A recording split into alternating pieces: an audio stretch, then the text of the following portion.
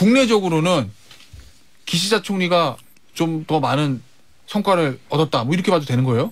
한일 정상회담? 네, 대한해협 크로스가 일어났다. 대한해협. 골든 크로스, 뭐 실버 크로스 이게 아니라 대한해협 크로스가 일어난 게 현해탄 크로스네요. 네. 네. 김태현의 정치쇼. 자, 화요일 3부 배수진 시간입니다. 두 분 네. 모셨어요. 배. 안녕하십니까. 자고우면하지 않는 배추도사 배종찬입니다. 그렇소. 좌충우돌 시사 비평가 김수민입니다. 아, 좋아요. 아, 오늘 분위기 좋다. 오늘 시작할 때부터. 자, 근데 분위기는 좋은데 용산에서 이 방송 들으면 싫어할 것 같아요. 국민의힘도 싫어할 것 같아요. 아, 또 무슨 얘기를 하려고 그러십니까? 왜냐면 성적표가 안 좋으니까. 네. 네, 저희는 매주 성적표를 발표하지 않습니까? 이 시간에. 보시면 네. 요거 리얼미터 여론조사인가요? 바로 소개를 해드릴까요? 예. 물론 뭐 김태현 변호사는 언제나 성적이 좋았겠지만 저는 항상 성적을 죽었기 때문에 자연스럽습니다. 네. 겸손 모드로 가세요. 예. 윤석열 대통령 국정수행 지지율입니다. 오늘 소개해드리는 모든 조사는 중앙선거여론조사 심의위원회 홈페이지에서 확인 가능하고요. 리얼미터가 미디어 트리뷴의 의뢰를 받아서 지난 13일부터 17일까지 실시한 조사입니다. 한일 정상회담이 반영된 조사 결과라고 볼 수 있겠는데요. 그렇죠. 윤석열 대통령 국정수행 어떻게 평가하는지 물어본 결과 잘하고 있다는 긍정평가 36.8%로 나타났습니다. 네. 직전 조사보다도 더 하락을 했고요. 부정평가는 그동안 계속 그래도 50% 후반까지는 유지를 했는데 60.4%로 60% 선을 넘어섰는데 이게 앞자리가 바뀌었어요. 네, 2월 이후에 5주 만에 부정평가가 가장 높이 올라갔습니다. 60.3이 그동안 최고였는데 60.4입니다. 이 갤럽 것도 있죠. 네, 한국갤럽이 지난주입니다. 자체적으로 14일부터 17일까지 실시한 조사 결과인데 이 조사에서는 윤석열 대통령 긍정평가 33%또 하락을 했습니다. 부정평가가 60%입니다. 그러니까 자동응답 조사인 리얼미터의 조사와 한국갤럽의 조사가 아주 큰 차이는 없습니다. 긍정평가에서 이제 조금 차이가 있는데 부정평가는 60대 60으로 거의 같고. 부정평가 이유가 뭐예요? 부정평가 이유도 물어봤습니다. 역시 우리가 예상했던 대로 일본 관련입니다. 광제동원 배상 문제, 외교가 두 개를 합하면 한 30% 부정평가였는데 여기 하나 더 떠오른 이유가 있습니다. 69시간제. 69시간제가 네. 직전 조사에서는 오늘 말씀드리는 직전 조사에서는 좀 낮은 비율이었는데 MZ세대 그리고 직장인들의 폭이 상당히 광범위하거든요. 아, 그렇죠. 네. 20대부터 뭐 40대, 50대, 60대까지 직장인들은 근로시간이 상당히 중요한 것이니까 저는 이번 주 조사만 놓고 보면 이 69시간제가 더 직격탄이었다. 어쨌든 저 두 가지 악재가 용산 입장에서 동시에 터져서 대통령 지지율이 빠졌다 뭐 이렇게 보는 것 같은데 근데 저희가 뭐 일본 여론조사니까 자세히 말씀드릴 필요는 없지만 네. 보니까 지금 일본에서는 이 강제징용 문제 해결책에 대해서 긍정적이라고 평가한 사람이 더 많고 그죠? 그리고 한일 관계에 대해서도 나쁜 방향으로 진행된다 나빠진다는 거는 거의 없고 네. 그리고 기시다 총리의 지지도는 올라갔고 뭐 이렇게 보면 국내적으로는 기시다 총리가 좀 더 많은 성과를 얻었다. 뭐 이렇게 봐도 되는 거예요? 한일 정상회담? 네, 대한해협 크로스가 일어났다. 대한해협. 골든 크로스, 뭐 실버 크로스 이게 아니라 대한해협 크로스가 일어난 게 현해탄 크로스네요. 네. 네. 아까 전에 소개가 됐던 리얼미터 조사를 보면 긍정평가가 윤석열 대통령 2주 전만 해도 40% 이상이었어요. 42.9%였습니다. 리얼미터 조사에서. 근데 36.8%로 2주 만에 떨어졌는데 기시다 후미오 총리 같은 경우는 일본의 여러 언론의 여론조사를 살펴보면 40%를 넘어서는 분위기예요. 야, 기시다 총리가 원래 4월 달에 선거 있잖아요. 네. 이 선거 이기겠네 이러면. 안 그래도 사실은 일본은 그 총리나 내각의 지지율이 좀 낮더라도 네. 자민당이 워낙 독주를 하니까 보통 이기는데 네. 40% 이상 선이면은 승리가 좀 더 유력해지고 있는 상황이고 뭐 다른 나라 정상이긴 하지만 서로 윤석열 대 기시다 구도에서 윤석열 대통령 지지율이 기시다 총리보다 낮아졌다. 예, 그래서 제가 크로스라고 부르는 것입니다. 자, 알겠습니다. 그럼 역시 이걸 보면 한일 정상회담이 조금 뭐 69시간도 있지만 영향을 끼쳤다고 볼 수밖에 없는데 배 소장 그리고 빅데이터도 보시죠. 그렇습니다. 이 한일 정상회담 관련해서 빅데이터는 어떤 거 잡혀요? 네, 빅데이터로 뭐 캐치 애니도 있었고요. 두 가지로 이제 지난 한일 정상회담 기간 중에 이제 빅데이터 분석을 해봤는데 상당히 관심도가 높아진 것은 뭐 긍정적으로 해석을 할 수 있는 부분입니다. 특히 이제 오므라이스에 대한 관심도도 높아졌고. 저는 도쿄 가면 그 집 꼭 가볼 거예요. 저는 네. 돈가스 좋아하기 때문에. 그러니까요. 그보다는 이제 요시자와를 가야 되겠죠. 네, 관련된 이야기를 뭐 많이 하진 않겠습니다. 스키야키. 근데 이제 연관어 분석을 일단 보면 이게 캐치애니 오피니언 라이브의 캐치애니인데 연관어 상위 10개 중에서 기시다 총리와 윤석열 대통령이 6개가 겹쳐요. 그러니까 상당히 두 사람 사이에는 좋았다. 뭐 이렇게 우리가 긍정적으로 평가할 수 있는데 한일 정상회담을 물어봤더니 한일 정상회담에 대해서는 굴욕적, 좀 치욕적, 예, 논란 또 이런 부분들이 상당히 좀 강하게 나타나고요.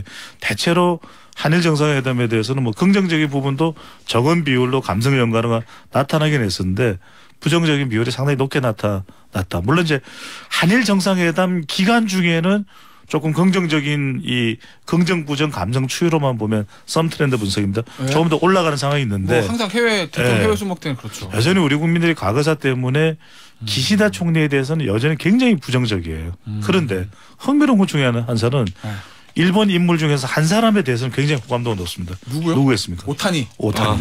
네. 오타니 쇼에 지금 대해서는 8시에 일본 야구 했는데 멕시코랑 중결승전. 그렇습니까? 네. 방송에 좀 집중을 해 주시죠. 오타니 결승에 나오겠죠 뭐. 예, 예. 그래서 상당히 지금 현재의 우리 국민의 감정 또 제3자 변제안에 대한 부정적인 빅데이터 상에서의 여파 등을 보면 이것이 뭐 단기간 내에 뭐 한두 달 내에 끝날 일은 아닌 것으로. 아 근데 저는 약간 오타니 얘기하니까 왜 이런 말씀 드렸냐면 그 일본 정치인들에 대한 감정이 안 좋은 거잖아요. 기시다 총리. 네, 야, 사죄도 안 하고 말이야. 우리 대통령이 가서 그렇게까지 해줬는데 사죄도 안 하고 무슨 뭐 밑집이나 신일본제 전화도 안 하고 말이야. 네, 이런 그렇죠. 건데 사실은 오타니 선수요. 네. WBC 때 우리나라랑 할 때 나오진 않았는데 예전에 프리미어 12에서 크게 당했잖아요. 오타니 진짜 잘하고 네. 일본 야구 잘하고 우리는 일본에 참패했는데 네네. 예전 같으면 일본 야구 어우 이럴 텐데 오타니에 대한 호감도가 올라간다. 그렇죠. 오타니 선수도 이건 우리 경기 나오긴 했죠. 나와서 이제 김광현 선수에서 타자로 나왔지. 삼진도 당하기도 했었는데 네, 타자로 나왔. 네. 그래도 수술이 안 나왔는데. 한국에 대해서 상당히 긍정적인 또 인식을 가지고 있는 것이 오타니 선수라 박찬호 선수도 상당히 오타니 선수에 대한 극찬을 하더라고요. 이게 그럼 우리 국민들이 일본 정치인을 보는 것과 일본 문화나 일본 그냥 일반 사람 일본 자체를 보는 것과 좀 시각이 다른 거예요? 그거 일단 다르죠, 분명히. 예, 일본 사람에 대한 호감도, 문화에 대한 호감도 조사를 하면은 일본 정치에 대한 시각하고는 완전히 다른 결과들이 나옵니다. 그리고 중요한 부분은 국가주의, 민족주의가 퇴조하고 개인주의가 올라간다. 라고 하는 것이 오타니 선수한테도 드러나는 거죠. 왜, 적인데 정말 저 선수 짜증나. 뭐 이런 감정이 아니라 잘하는 건 잘한다. 예, 승패를 떠나서 저 선수 한 명은 굉장히 뛰어난 사람이다. 한 명 한 명을 놓고 평가하는 문화가 또 있는 거죠. 예, 그래서 그런 개인주의적 문화 이런 것들을 또 같이 느낄 수가 있습니다. 알겠습니다. 한일 관계 푸는데 우리 국민들이 일본에 대한 요 상반된 시각이라고 그래야 되나? 요게 좀 양가적 감정이 있죠. 양가적 감정. 요게 아마 좀 실마리가 되지 않을까 하는 생각도 들고 그렇죠, 하는데 네. 모르겠습니다. 예. 자, 국민의힘 얘기 좀 해볼게요. 저는 사실은 만약에 제가 여당 당원이라면 만약입니다. 여당 당원이라면 용산 대통령실의 대통령 지지도 떨어지는 것보다 이 발표가 더 놀랄 것 같거든요. 정당 지지율요. 네, 이게 좀 소개 좀 해주세요. 그렇습니다. 정당 지지율도 앞서 이제 말씀드렸던 리얼미터와 미디어 트리뷴의 조사입니다. 네. 더불어민주당이 46.4%, 국민의힘이 37%입니다. 오. 그러니까 이게 국민의힘이 그 두 자릿수로 앞서던 것이 불과 뭐 한 달여 전이었는데 이번에는 거의 한 10% 가까이 더불어민주당이 앞서는 결과가 나타났거든요. 이게 어떤 결과일까? 왜 더불어민주당이 높아지고 국민의힘은 내려갔을까? 국민의힘하고 대통령 지지율이 비슷하거든요. 대통령 지지율이 36.8, 국민의힘이 37. 그러니까 결국 대통령 이슈가 그대로 국민의힘에 전파됐다. 아니 제가 옮겨졌다 이렇게 봐야 되겠죠. 앞서 제가 국민의힘 당원이라면 가정 이걸 더 놀랄 거라고 말씀드린 이유가 대통령 지지도야 뭐 지금 뭐 69시간 이제 한일 정상회담 있으니까 떨어질 요인이 있으니까 떨어지나 보다 할 텐데 정당 지지율은 대부분 지도 체제가 새로 완비됐잖아요. 그러면 당대표 새로 선출되고 지도부가 선출되면 컨벤션을 걸어 좀 올라가야 되는 거잖아. 그런데 떨어졌었어. 그럼 이게 당원들 입장에서 뭐 헉 소리 나는 거 아닌가? 그래서 제가 아까 그런 가정으로 말씀드린 거거든요. 이 이유는 뭐라고 보세요? 국민의힘 정당 지지율 떨어진 거. 저는 예견되었던 일이라고 보는데요. 우리 백종선 전 대통령 지지율과 연동돼 있다고 네네. 말씀하신 거고. 컨벤션 효과라는 거는 전당대회 기간에 발휘가 돼서 국민의힘 지지율이 좀 상승하는 효과가 실제로 있었죠. 아, 그랬다, 맞아. 근데 예전에도 이제 MBC 10대 가수상 1980년대에 있었던 일인데 그때 조용필 대 이용 구도가 굉장히 뜨거웠었던. 기가 막혔지. 예. 근데 그 마지막에 대상 발표하기 전에 누가 탄다라고 그게 새 나갔대요. 그냥 이용 아니었어요? 아마 잊혀진 게 이용 씨가 받았을 때였을 겁니다. 그러면서 네네. 조용필 팬들이 집단 재장합니다. 새 버리면서. 예. 그런 사고가 일어나는데 이 전당대회도 비슷한 측면이 있는 거죠. 진쪽의 지지자들. 네. 나 이제 지지 안 할래. 아, 정말. 안철수 지지자, 이준석 지지자 이 사람들이 나 이제 지지 안 할란다. 그럼 이게 이렇게 빠져나가는 흐름은 뭐 아주 크진 않더라도 이 정도의 지지율 하락세를 이끌 정도는 있다는 거죠. 그래서 뭐 그 영향도 있긴 합니다만 그 전에는 뭐 이용 조용필 때는 김수민 평론가 태어나기 전 아니에요? 태어나 있을 때입니다. 네, 알겠습니다. 그때 저도 이제 태어나 있을 때. 그래, 네. 아닙니다. 하여튼간에 네. 물론 이제 지난 전당대회 여파로 그때 뭐 이준석 지지층들이 빠져나갔을 가능성도 뭐 배제할 수는 없겠지만 저는 지금 보면은 정당 지지율이 대통령 지지율과 같이 가요. 이른바 지난 전당대회가 김벤션 효과가 아니라 윤벤션이었다. 윤벤션이다. 대통령 전당대회였다. 그러니까 지금 김기현 대표에 대해서는 뭐 존재감이 그렇게 뚜렷한 게 아니고 대통령과 지금 국민의힘은 묻어가고 있는 상황이거든요. 네. 그래서 저는 대통령 지지율이 빠지니까 정당 지지율도 빠졌다.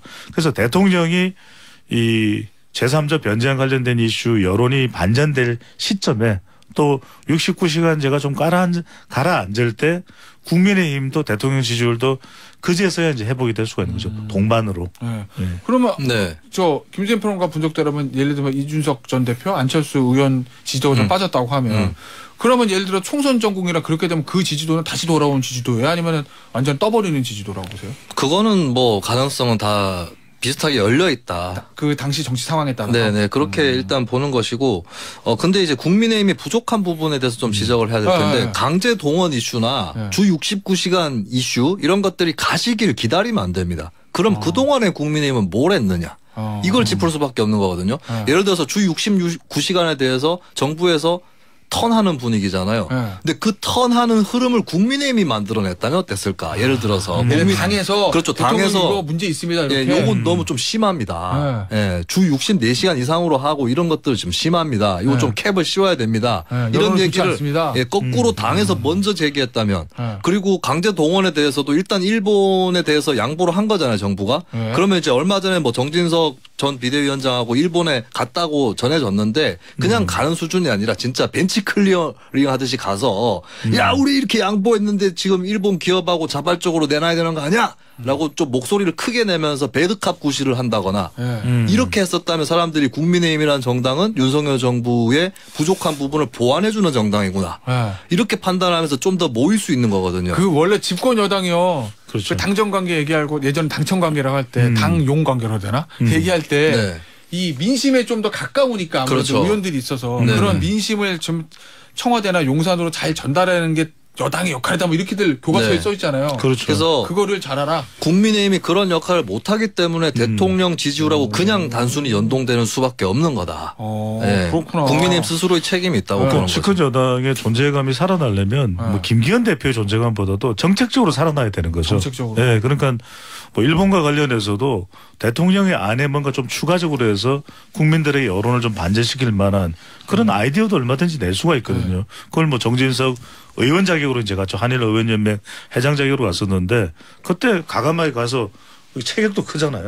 왜냐하면 일본 외무성의 하야시 요시마사 같은 경우에는 뭐 강제징용이 있었어요. 막 이제 자기들끼리 또 연기를 잘해요. 근데 그런 좀 메소드 연기를 했었어야 되고 이 69시간제만 하더라도 국민의힘 내부에서도 노동 관련 전문가들이 꽤 많거든요. 그렇죠. 이미자 의원도 계시고. 예, 그러니까 이럴 때 노동시간 관련된 뭐 시간이 중요한 게 아니에요. 그러니까 잘못 접근하고 있는 거예요.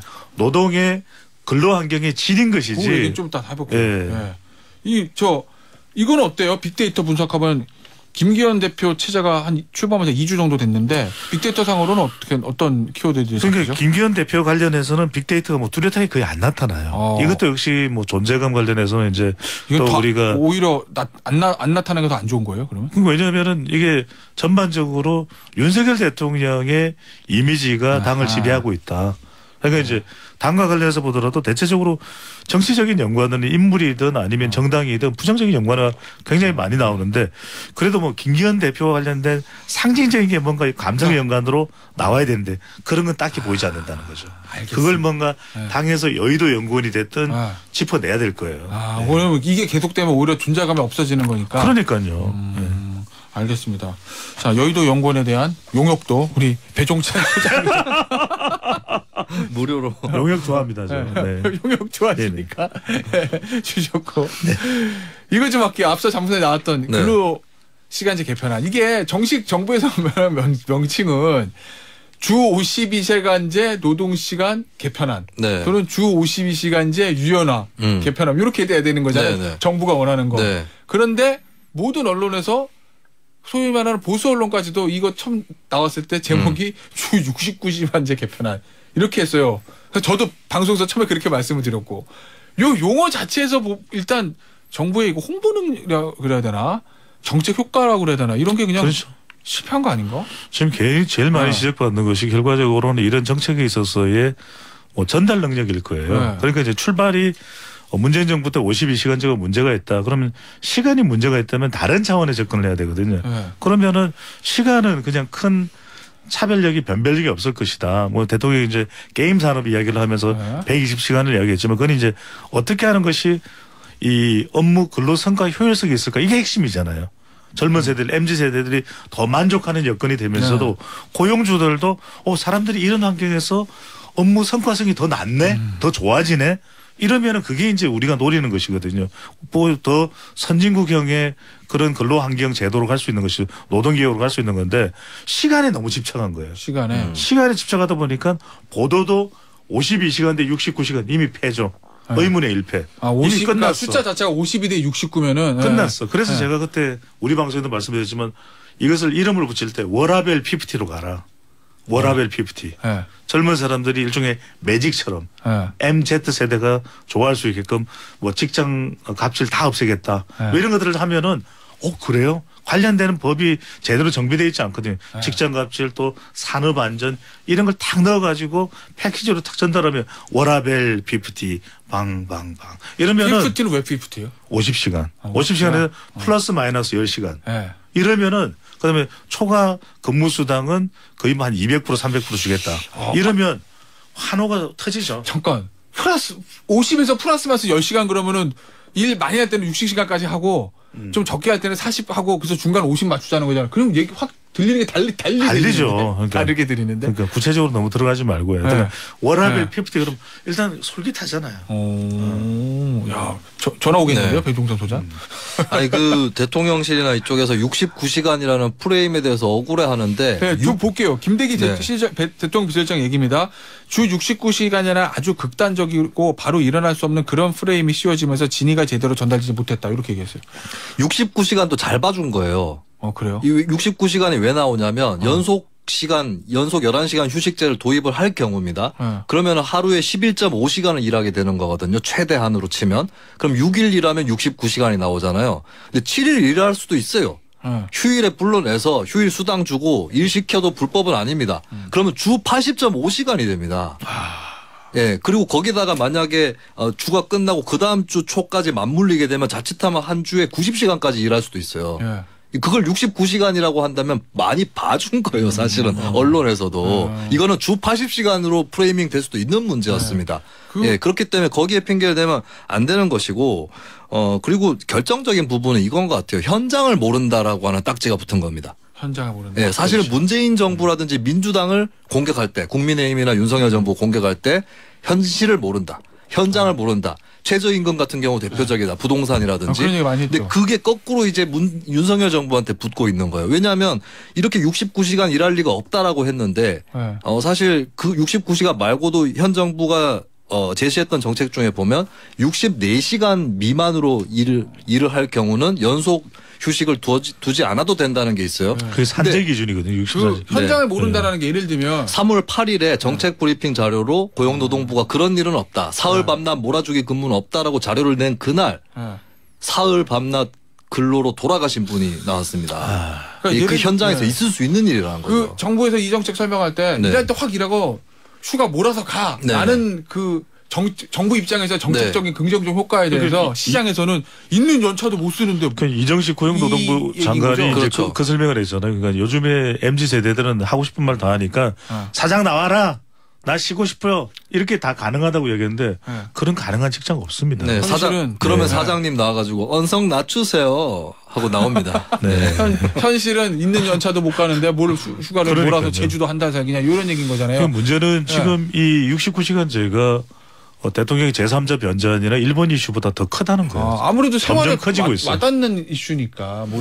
그런데 아까 정말 우리 김순 평론가 좋은 말씀하신 게 현장 이야기를 하셨는데 지금 이 시간에 집착하면 안 될 것 같아요. 왜 시간은 52시간이 옳은 거냐 50시간이 옳으냐 이건 답을 낼 수가 없는 겁니다. 그러니까 저는 시간으로는 차별 안 되기 때문에 이 근로 환경 왜냐하면 고용주는 윤석열 대통령도 그걸 생각했을 거예요. 어떻게 하면 좀 더 업무 성과를 효율성을 높일 수 있을까.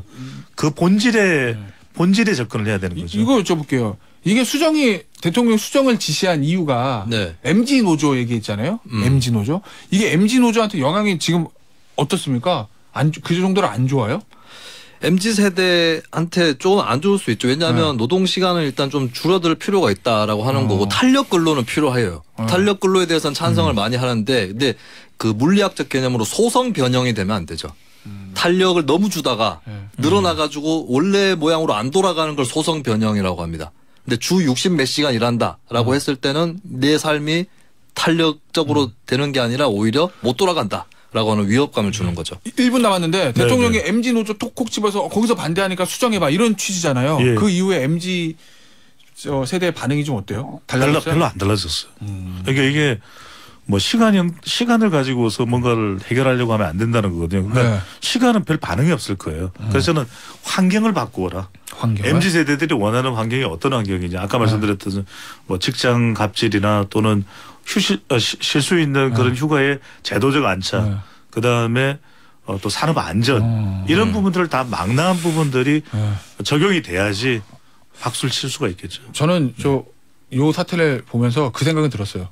용산 대통령이 돼서 MZ 세대의 지지도를 엄청나게 신경 쓰고 있구나. 그렇죠. 그런 좀 생각이 들더라고요. 네, 지난 대선의 영향이죠. 네. 알겠습니다. 요 얘기는 나중에 시간 있으면 다음 주 화요일쯤 한번 해보도록 하겠고 오늘 배수진 여기서 마무리하도록 하죠. 배종찬 소장 김수현 평론가였습니다. 감사합니다. 고맙습니다. 감사합니다.